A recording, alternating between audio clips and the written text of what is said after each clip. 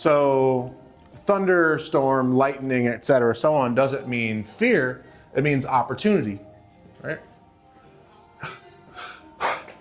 Good.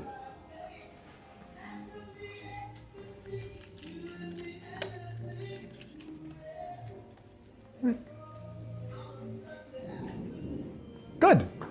Additionally, when you hear thunder, good time to say good and reward. So it's almost like we're conditioning in thunder to be a reward marker.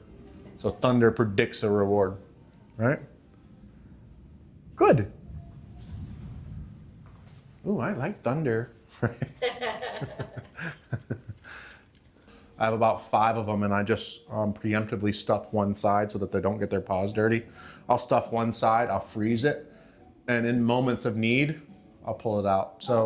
So I would want to take advantage, obviously, of this thunderstorm. I would put her in a bed command, have my e-collar leash ready to enforce it, but I would also have something nice that she could enjoy.